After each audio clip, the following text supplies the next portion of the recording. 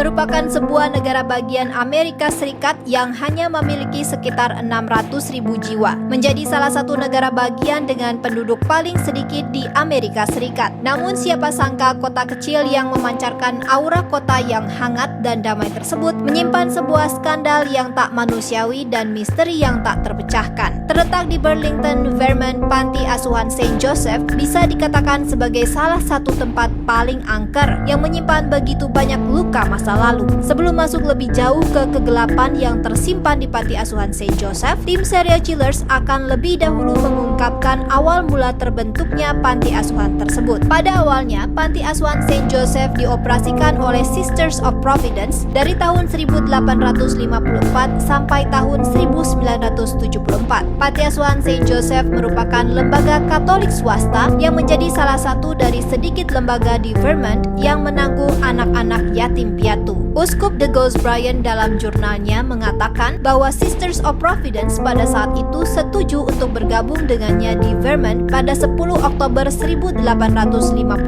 Mereka kala itu berniat untuk mengajar dan merawat anak-anak yatim piatu. Namun sayangnya niat awal yang baik tersebut tak berlangsung lama. Kekerasan demi kekerasan serta pelecehan-pelecehan di panti asuhan Saint Joseph mulai terjadi dikarenakan sikap budaya, sosial, dan nilai-nilai agama yang menormalisasikan hal tersebut. Hal ini terus terjadi karena mayoritas orang melihat hal tersebut bukan sebagai pelecehan, melainkan sebagai upaya pendisiplinan diri. Setelah bertahun-tahun diam, para mantan penghuni panti asuhan Saint Joseph akhirnya berbicara mengenai pelecehan dan kekerasan yang mereka derita selama mereka tinggal di panti asuhan Saint Joseph. Crossman, salah satu mantan penghuni di sana yang sekarang berumur 69 tahun, bersaksi bahwa ia dan yang lainnya kerap kali mendapatkan pelecehan dari para imam, biarawati, dan orang-orang yang bekerja di panti asuhan Saint Joseph. Ia berkata bahwa mereka dilecehkan secara seksual dan dihukum untuk kesalahan-kesalahan kecil yang mereka lakukan. Di beberapa kasus mereka dikurung di lemari karena tidak menghabiskan makanan. Lebih parahnya lagi, mereka juga kerap kali dipukuli dan dicambuk meskipun mereka tak melakukan kesalahan yang besar. Kesaksian dari mantan penghuni lain, Sally Dale, yang tinggal di panti asuhan Saint Joseph dari umur 2 tahun sampai 23 tahun, juga sejalan dengan kesaksian yang disampaikan oleh Crossman. Sally berkata bahwa para biarawati di sana memukulnya dan mengurungnya di loteng yang sempit secara terus-menerus. Parahnya, menurut Sally, orang-orang yang bekerja di sana juga kerap kali melecehkannya secara seksual dan beralasan hal itu dilakukan karena Sally adalah anak yang nakal.